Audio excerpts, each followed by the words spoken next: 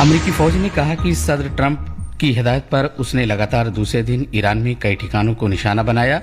इस दौरान नाजुक जंगबंदी एक बार फिर दबाव का शिकार हो गई है। एक सोशल मीडिया पोस्ट पर अमरीकी सेंट्रल कमांड सेंटकॉम ने कहा कि अमरीकी फौजी तैयारों ने ईरान के फौजी निगरानी के निज़ाम, मौसलाती निज़ाम, फिजाई दिफाई तनसीबात, ड्रोन मराकज़ और बारूदी सुरंगें बिछाने की सलाहियत से मुतालिक ठिकानों पर हमले किए। अमरीकी फौज के मुताबिक ये कार्रवाई जुमे के रोज एक तजारती बहरी जहाज पर होने वाले हमले के जवाब में की गई। सेंट्रल कमांड ने कहा कि ईरानी फोर्सेज ने कीकू नामी तेल बरदार जहाज पर एकतरफा ड्रोन से हमला किया। ये जहाज आबने हुर्मुज से गुजर रहा था और इसमें 20 लाख बैरल से ज्यादा खाम तेल मौजूद था। अमरीकी फौज का कहना है कि ईरान के पास जंगबंदी मुआहदे की पासदारी का मौका था, लेकिन उसने ऐसा नहीं किया और उसकी फोर्सेज ने कीकू ऑयल टैंकर पर हमला किया। दूसरी जानिब ईरान के सरकारी टेलीविजन ने इतला दी है कि आबनाए हुर्मुज के शुमाल में वाक़े एक इलाके में धमाकों की आवाजें सुनी गई हैं।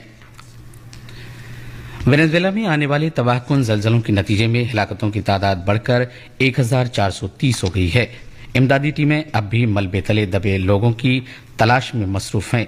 यहाँ बुध के रोज 7.2 और 7.5 की शिद्दत के 2 ताकतवर जलजलों ने जनूबी अमेरिका के इस मुल्क में वसी पैमाने पर तबाही मचाई है।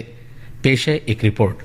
वेनेजुएला की हुकूमत ने कहा है कि जलजलों के 3 दिन बाद भी 68,900 लोग लापता हैं। इनकी गुमशुदगी की इत्तला उनके अहले खाना ने दी है। कौमी असेंबली के सदर जॉर्ज रोड्रिग्स ने कहा कि हजारों इमदादी कारकुन रात दिन मुतासरा इलाकों में तलाश और बचाव की कार्रवाइयों में मसरूफ हैं। वेनेजुएला की जल्जले से मुताल्लिक मुतालियात की फाउंडेशन फुनविसिस ने इत्तला दी है कि वेनेजुएला के वस्ती इलाकों में 4.1 शिद्दत का जल्जला महसूस किया गया। सरकारी इदारे ने बताया कि इस जल्जले का मरकज मुल्क के अहम वस्ती साहिली शहर ला गुएरा से तकरीबन 35 किलोमीटर मगरिब में था। बुध के रोज आने वाले 2 ताकतवर जल्जलों से हुए बड़े पैमाने पर नुकसानात के बाद इस इलाके को आफतज़दा जोन करार दिया गया है। इदारे के मुताबिक जल्जला सिर्फ 5 किलोमीटर की गहराई में आया, जिसकी वजह से जमीन ज्यादा शिद्दत से लरस गई और ढांचा जाती नुकसान भी ज्यादा हुआ। जल्जले के माहिरीन मुतासरा इलाके पर करीबी नजर रखे हुए हैं, जबकि फुनविसिस भी दिन रात निगरानी का काम जारी रखे हुए है। News desk. जनूबी गजा पर इस्राएली ड्रोन हमले में 2 फलस्तीनी शहीद और 7 जख्मी हो गए हैं। हमले में गजा के अलमवासी कैंप में बेघर फलस्तीनियों के खेमों को निशाना बनाया गया। इस्राएली फौज ने गजा शहर के मगरबी इलाके में बेघर अफराद के खेमे को भी निशाना बनाया, जिसके नतीजे में कम से कम 12 अफराद जख्मी हुए।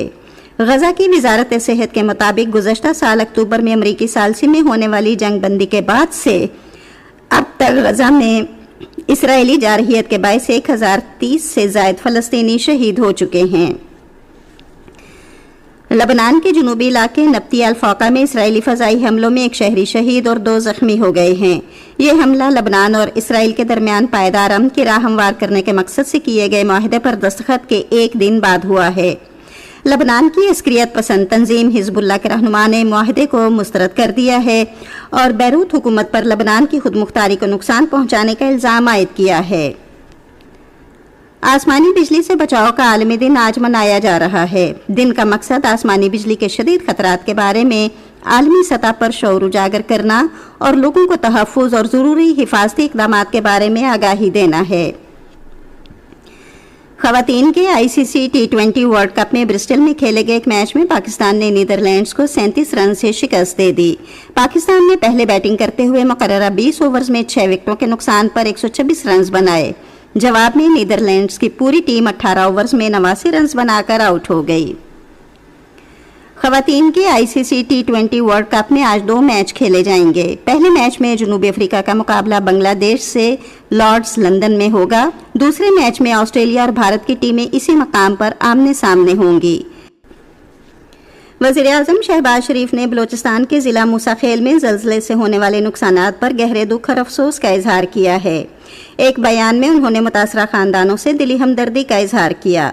वज़ीर-ए-आज़म ने मुतल्लिका हुक्काम को हिदायत की कि किंगरी में ज़लज़ले से ज़ख्मी होने वाले अफराद के लिए बेहतरीन तिब्बी सहूलियात फराहम की जाएँ। वज़ीर-ए-आज़म ने आफात से पैदा होने वाली सूरत हाल से निमटने के इदारे NDMA और हुकूमत बलूचिस्तान को हिदायत की कि इमदाद और बहाली की कार्रवाइयाँ तेज़ की जाएँ और मुतासरीन के लिए हर मुमकिन इमदाद फराहम की जाए। محکمہ موسمیات کی پیشگوئی کے مطابق آئندہ 12 گھنٹوں کے دوران ملک کے بیشتر حصوں میں موسم زیادہ تر گرم اور مرطوب جبکہ میدانی علاقوں میں شدید گرم رہے گا. تاہم کشمیر اور ملحقہ پہاڑی علاقوں میں بعض مقامات پر تیز ہوائیں چلنے اور گرج چمک کے ساتھ بارش کا امکان ہے. آج صبح ریکارڈ کیا گیا بعض بڑے شہروں کا درجہ حرارت: اسلام آباد 28 ڈگری سینٹی گریڈ، لاہور اور کراچی 30، پشاور 29، کوئٹہ 25، گلگت 21، مری 16 اور مظفر آباد 23 ڈگری سینٹی گریڈ. سری نگر، جموں، لے، پلوامہ، اننت ناگ، شوپیاں اور بارہمولہ میں مطلع جزوی طور پر ابرآلود اور کہیں کہیں گرج چمک کے ساتھ بارش متوقع ہے. آج صبح ریکارڈ کیا گیا درجہ حرارت: سری نگر میں 19 ڈگری سینٹی گریڈ، جموں 28، لے 15، پلوامہ اور بارہمولہ 18، اننت ناگ اور شوپیاں میں 17 ڈگری سینٹی گریڈ. اقوام متحدہ میں چین کے مستقل مندوب فو چونگ نے جنرل اسمبلی میں اقوام متحدہ کے منشور کے عالمی دن کی یادگاری تقریب سے خطاب کرتے ہوئے کہا کہ اس دن کی یاد صرف ماضی کا جائزہ لینے کے لیے نہیں بلکہ مستقبل کی سمت متعین کرنے کے لیے بھی ہے. انہوں نے کہا کہ موجودہ دور میں دنیا بے یقینی اور متعدد بحرانوں سے دوچار ہے جبکہ اقوام متحدہ کو بھی مختلف چیلنجز کا سامنا ہے. اس لیے تمام ممالک کو عملی اقدامات کے ذریعے اقوام متحدہ کے منشور کا تحفظ کرنا اور ادارے کو مزید مؤثر اور مضبوط بنانا ہوگا. فو چونگ نے کہا کہ تمام ممالک کو مشترکہ طور پر دوسری عالمی جنگ کی فتح کے نتائج کا دفاع کرنا چاہیے. تاریخ کا درست تصور مضبوطی سے قائم کرنا چاہیے اور تاریخ کو مسخ کرنے والے کسی بھی قول یا عمل کی مخالفت کرنی چاہیے. تاریخ کے المناک واقعات کو دوبارہ رونما ہونے اور نئی قسم کی عسکریت پسندی کو فروغ پا کر خطرہ بننے کی اجازت ہرگز نہیں دی جانی چاہیے. فو چونگ نے مزید کہا کہ تمام ممالک کو حقیقی کثیر الجہتی نظام پر عمل کرتے ہوئے بین الاقوامی امور میں اقوام متحدہ کے مرکزی کردار کی حمایت کرنی چاہیے اور ایک زیادہ منصفانہ اور متوازن عالمی نظام حکمرانی کے قیام کے لیے مشترکہ کوششیں کرنی چاہیے. پی سی کی مرکزی کمیٹی کے سیاسی بیورو کے رکن اور وزیر خارجہ وانگ ای نے بیجنگ میں کمبوڈیا کے نائب وزیر اعظم اور وزیر خارجہ پراک سوک ہون اور نائب وزیر اعظم سن چن تھول سے ملاقات کی. یہ دونوں رہنما کمبوڈیا کی پیپلز پارٹی کے چیئرمین اور سینٹ کے صدر ہن سین کے دورہ چین کے موقع پر ان کے ہمراہ تھے. وانگ ای نے کہا کہ چین ہمیشہ کمبوڈیا کے لیے سب سے مضبوط تصویراتی سہارا، سب سے قابل اعتماد شراکت دار اور مشترکہ مستقبل کے حامل آہنی دوست کے طور پر موجود رہے گا. انہوں نے کہا کہ دونوں ممالک کو ترقی اور سلامتی کے تقاضوں کو ہم آہنگ کرتے ہوئے سیاسی اور معاشی تعاون کو مزید گہرا کرنا چاہیے اور دو طرفہ تعلقات کے مفہوم کو مسلسل مضبوط بنانا چاہیے تاکہ چین کمبوڈیا مشترکہ مستقبل کی حامل برادری کی تعمیر میں نئی پیش رفت حاصل ہو. انہوں نے مزید کہا کہ چین کمبوڈیا کی جانب سے صدر شی جن پنگ کی طرف سے پیش کردہ انسانیت کے مشترکہ مستقبل کے تصور اور 4 عالمی اقدامات کی حمایت کو سراہتا ہے. چین کمبوڈیا کے ساتھ بین الاقوامی اور علاقائی امور میں اسٹریٹجک تعاون بڑھانے، گلوبل ساؤتھ کے مشترکہ مفادات کے تحفظ اور خطے اور دنیا میں امن و ترقی کے فروغ کے لیے مشترکہ کردار ادا کرنے کا خواہاں ہے.